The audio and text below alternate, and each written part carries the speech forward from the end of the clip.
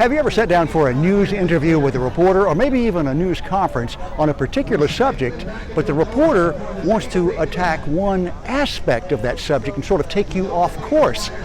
What do? Well, I'll show you how to get them back on track. Hi, I'm Russell Ruffin. I'm a career broadcast television news reporter, and I conduct the nation's leading news media relations and on-camera training classes in 40 cities across America. And today, we are in Washington, D.C., as you can see at the White House. It's a little noisy here, and around the White House there's the typical people with bullhorns shouting out their messages, so I'll try to talk over all the noise. But what do you do if you have a particular thing you want to talk about, but the reporters try to misdirect it in some way? For example, in a school shooting situation, when you're giving an account or giving important information, the one thing you want to do is stick to that subject. If a reporter starts asking you, well, how do you feel about gun control or the Second Amendment? Just very politely say, you know, that's an issue for another day, or that's a discussion for another day. Right now, our primary concern is dealing with the victims here. That way, it's a very polite way of keeping it on subject, because you do not want to start talking about a peripheral issue like gun control when you've had a mass shooting in your own community. Because regardless of how your constituency feels, regardless of how your citizens feel, no matter what side you take, it's going to outrage the other side. So the best thing to do is just not discuss it at all. Just say that's an issue for another day. Now, we've had situations like this where you remember the Umpqua Community College near Roseburg, Oregon. That was during the administration of President Obama.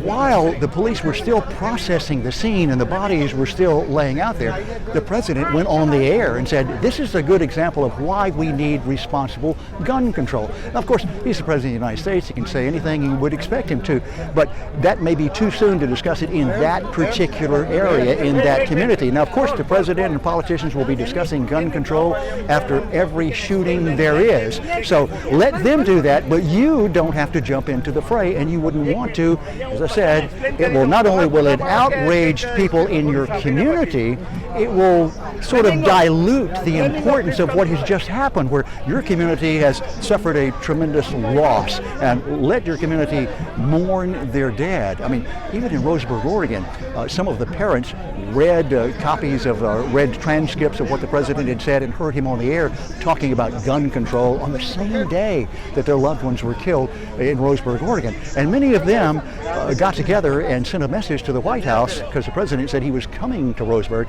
sent a message to the White House saying, if you're coming here to politicize what happened on the corpses, and that's their word, on the corpses of our loved ones, don't come.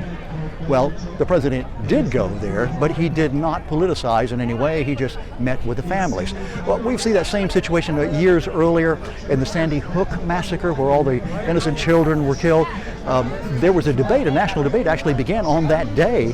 Political pundits on the 24-hour news channels had people pro First Amendment or Second Amendment or gun control talking about the issues on that very day. And it outraged the parents. Even the parents there said, please, just give us one day to mourn our children. So usually in your situation, if this happens in your community, you're going to be a lot more sensitive to it than people in other areas. One of the more recent shootings took place in Highlands Ranch, Colorado, at the STEM school. And in that situation, they were having a vigil for one of the students who was killed. And during that vigil, two politicians came out and started talking about gun control on both sides of the issue.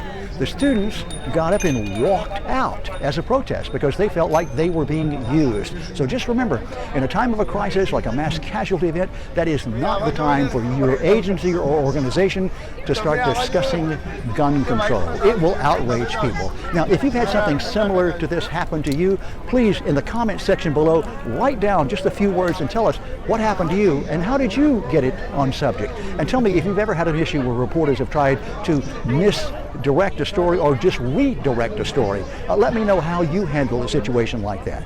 Well, I'm Russell Ruffin today. As I said, we're in Washington, D.C. We're in 40 cities across America every year, meeting with newsmakers and helping them communicate effectively with the public, and we hope to see you somewhere further on down the road.